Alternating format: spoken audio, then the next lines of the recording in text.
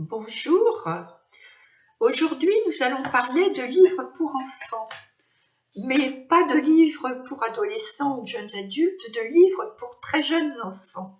D'ailleurs le premier, Balade en forêt, est un livre pour vraiment très jeunes enfants qui rentrent à la maternelle, qui ne savent pas encore lire et qui commencent à apprendre. Donc celui-ci s'appelle Balade en forêt. Molly et Tom, Molly étant la petite taupe et Tom l'ours, se promènent en forêt. Il est fait pour que les parents le lisent avec les enfants. Il est d'ailleurs très bien conçu parce que c'est un premier vrai livre, ça n'est pas des pages en plastique comme les livres pour les bébés, mais elles sont suffisamment solides pour ne pas être déchirées facilement. Alors voici comment il est conçu, je vous montre la première page. D'abord, il y a une petite histoire à lire à l'enfant en lui montrant les images. Et puis ensuite, sur 2 pages, il y a d'abord une page avec une phrase à lire en haut. Ensuite, on pose des questions à l'enfant sur les images qui sont en dessous. Donc, toute cette partie-là, elle se passe en compagnie de l'adulte qui lui lit ce qu'il ne sait pas lire et qui l'aide à remplir les cases. Et la deuxième page, c'est un coloriage. Donc, l'enfant, là, peut commencer à travailler tout seul et à colorier toute seule. Et voilà, donc toutes les pages sont conçues ainsi. Et ça permet à l'adulte de participer à la lecture, de donner à l'enfant envie de lire et de colorier aussi, de faire des petits jeux, etc. Ce livre est de Ghislaine Lamotte et les illustrations sont de son époux Thierry Lamotte. Alors celui-là s'appelle Balade en forêt, mais en fait il y a toute une collection sur différents thèmes, Noël, Halloween, le loup, les confitures, etc., qui sont conçus exactement de la même manière. Alors, les auteurs sont actuellement en train de monter leur maison d'édition pour publier eux-mêmes ces livres. Donc, je vous mettrai en dessous la façon dont vous pouvez les joindre sur Facebook pour commander le ou les livres si vous le souhaitez. Mais vraiment, je vous le conseille. Et puis, j'aime beaucoup, je dois dire, les illustrations qui sont tout à fait faussement rétro et tout à fait amusante entre courses avec sa petite taupe. C'est tout à fait rigolo.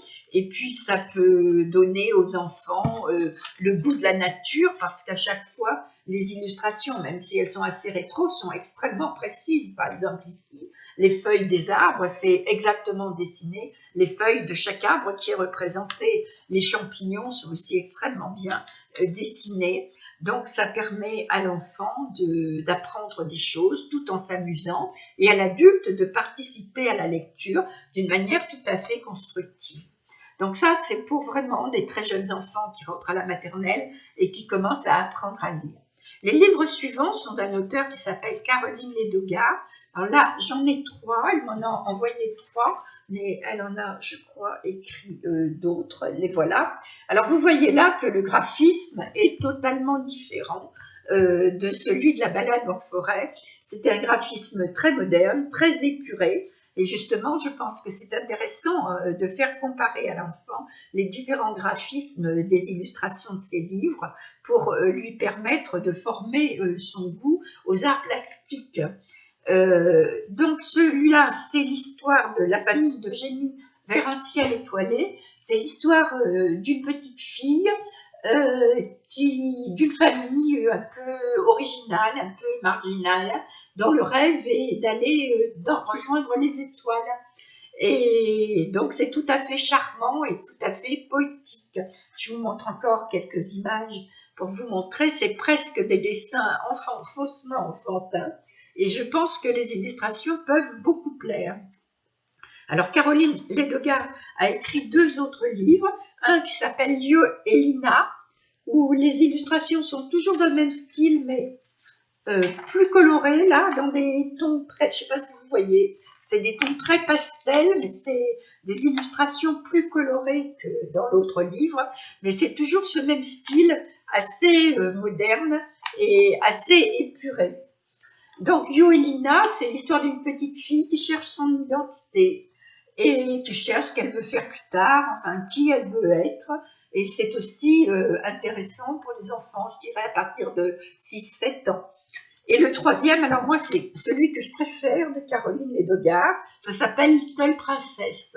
Et c'est une histoire assez simple, et assez quotidienne, mais assez merveilleuse aussi. Là aussi, vous voyez, les illustrations sont toujours très épurées, mais beaucoup plus colorées que dans le premier.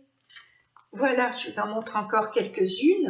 Alors, j'adore l'histoire parce que c'est une histoire tout à fait quotidienne, en fait. La Little Princess, c'est fille unique et c'est la fille chérie de son papa et de sa maman. Et un jour, son papa l'emmène dans un magasin pour qu'elle choisisse ce qu'elle a envie de choisir. Et puis, elle n'a rien envie, elle trouve qu'elle a tout. Bien sûr, les vélos qu'elle voit dans les magasins sont plus neufs que le sien, mais enfin, le sien, même s'il est déjà un peu vieux, elle l'aime bien. Les livres, elle en a. Enfin, elle a tout et elle pense qu'elle a tout pour être heureuse et rien ne la tente dans les magasins. Et donc, quand on rentre à la maison avec papa, on voit que maman a préparé une grande fête. Alors, elle se demande bien pourquoi, et puis elle se demande quel cadeau extraordinaire elle va avoir. Et là, on lui annonce une grande nouvelle, qu'elle va avoir un grand cadeau, effectivement, puisqu'elle va avoir une petite sœur et qu'elles vont être 2 petites princesses au lieu d'1. La fin, je vous laisse la surprise de la découvrir vous-même. Donc, voilà. Alors, Caroline Edogard vend aussi ses livres elle-même. Vous pouvez aussi la joindre sur sa page Facebook, dont je vous mettrai la référence en dessous. Donc, je dirais pour les enfants de 6-7 ans. Et toujours pour les enfants de cet âge-là. Alors là, j'ai voulu rendre un hommage à une grande dame de la fantaisie et de la science-fiction qui vient de mourir fin janvier. C'est Ursula Le Guin, qui est une américaine qui s'est vraiment battue pour que la science-fiction et la fantaisie soient reconnues comme des littératures à part entière et non pas comme de la sous-littérature. Et elle a écrit toute une série de livres pour les enfants autour de ces héros qui sont des chats volants. Celui-ci, c'est Alexandre et les chats volants. Là aussi, les illustrations sont encore tout à fait dans un autre style. Voilà. Alors là, elles sont pas faussement rétro, elles sont carrément rétro puisque le livre est sorti dans les années 60 et les illustrations sont d'un illustrateur américain qui s'appelle S.D. Schindler et qui a illustré de nombreux livres pour les enfants. Et les éditions Gallimard ont reproduit les illustrations du texte originel, du texte américain. Donc vous voyez, c'est assez charmant, surtout si, comme moi, on adore les chats, et beaucoup d'enfants adorent les chats.